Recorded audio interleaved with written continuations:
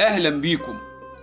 أهلا بيكم في حكاية جديدة من حكايات رمضان 26. تخيل إنك تكون لوحدك تماما في مواجهة العالم كله، لا سند ولا دليل، ومعاك سر لو قلته ممكن حياتك تنتهي.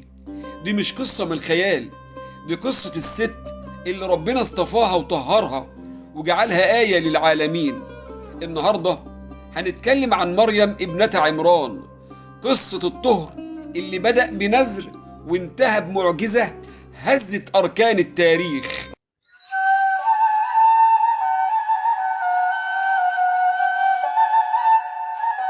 الحكاية بدأت قبل ما مريم تتولد أساساً. أمها حنة كانت بتتمنى تجيب ولد عشان يخدم بيت المقدس، لكن ربنا رزقها بأنثى. ما كانتش تعرف إن البنت دي هي اللي هتشيل أمانة مفيش جبال تقدر تشيلها.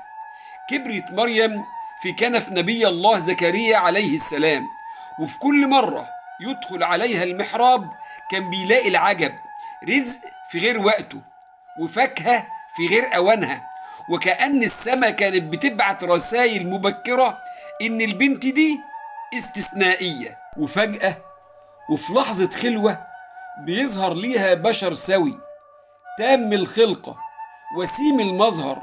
طبعا كلنا عارفين إن البشر ده هو سيدنا جبريل عليه السلام. رعب مريم كان طبيعي، استعاذت بالله، لكن الرد كان أهدى وأعظم مما تتخيل.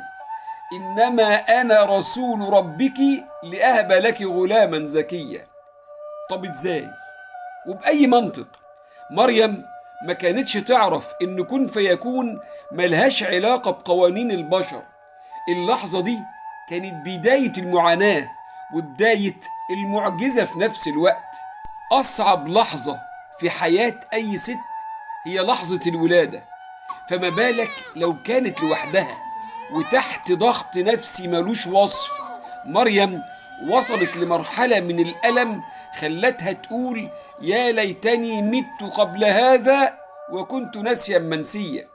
الجملة دي بتلخص حجم الوجع اللي عاشته، لكن الرد الإلهي كان حنون جدا: ألا تحزني، فكلي واشربي وقري عينا وسيبي الباقي على اللي وهبك. رجعت مريم لقومها شايلة طفلها، وبدأ الهجوم: يا مريم لقد جئت شيئا فريا.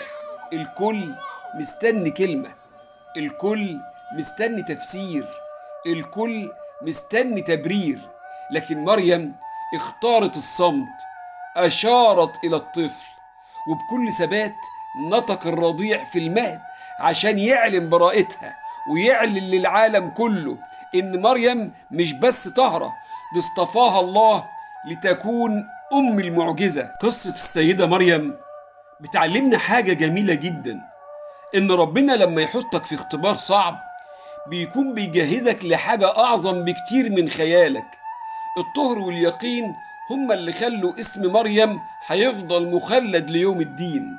لو عجبتكم القصة شير ولايك واشتراك في القناة، واستنونا في الحكاية الجاية. تحياتي والسلام عليكم ورحمة الله وبركاته.